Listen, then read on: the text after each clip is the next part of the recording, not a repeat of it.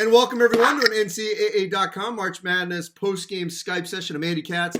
Pleased to be joined by Michigan's Isaiah Livers from the battle for Atlantis. After Michigan knocked off Gonzaga to win the championship, they remain undefeated, and what a week it was, knocking off Iowa State, North Carolina, and now Gonzaga, all down in Nassau, Bahamas. Isaiah, take me through here at this juncture. I mean, how would you describe what this team accomplished winning these 3 games in 3 days against these 3 teams? Well, like you said, 3 games in 3 days is not easy, but Coach Howard and the coach and the staff really did a great job of keeping us all together. And just by us going out there and go 3-0, it shows the unity that we have built since the first week of July. Everybody plays for one another, everybody loves each other, and everybody's just unselfish. So we're going to make that extra pass for our teammate to shoot that ball. So you had an outstanding week. John Teske was named the MVP of this tournament. You were all-tournament team. You and Teske, Xavier are probably the 3 biggest holdovers from this group. What's the biggest difference? Because I'll tell you, winning has stayed the same. But what's the biggest difference going from this John Beilein staff to now Juwan Howard? I mean, the proof's in the pudding. Everybody sees how fast we play now. We play with more of a faster pace, and we try to get on and transition and run and make teams pay. Coach Beilein was more of just let's run his crafty half-court sets, which obviously worked, and he was just offensive guru, just Ron Howard from that Heat organization. He kind of brings that flair of just trying to get the ball up the court, get early attacks, get fouls, and just find shooters. He trusts us to do what we got to do. So Isaiah, look, and I think it was a fair sort of wait and see because new staff, a lot of newcomers, and you guys have been at home. Even in the Gavitt games, you got a Creighton team that's sort of still finding its way at home. And so, I think a lot of us, myself included, want to see what would happen when you go and leave Ann Arbor, especially in a tournament like this that's loaded with NCAA tournament-bound teams. How much did you need to sort of find out about this group in a tournament like this? I was excited.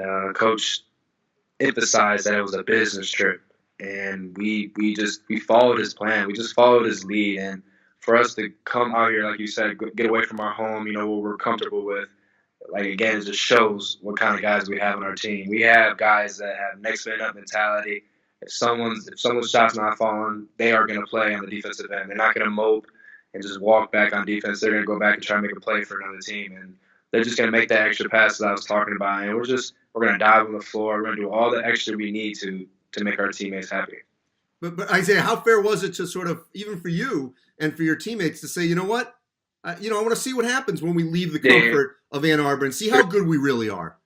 Definitely wanted to see that challenge, of course. We were overlooked. After what we did last 3 games, I could just say I'm so proud of these guys. They've done a tremendous job.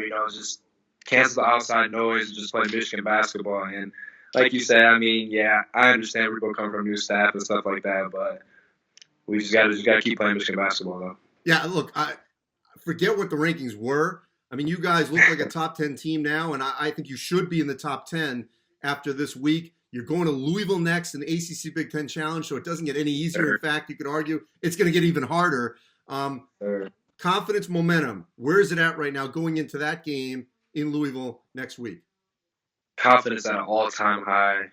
Momentum at an all-time high. We're rolling right now, and I hope guys are just locked in. Of course, enjoy the success that we just went through the last 3 days. But like you said, we got Louisville. We're at Louisville. It's gonna be a big game. I think they're ranked 2, so it's another opportunity for us to just accept that challenge and just, like I said, play Michigan basketball and play together.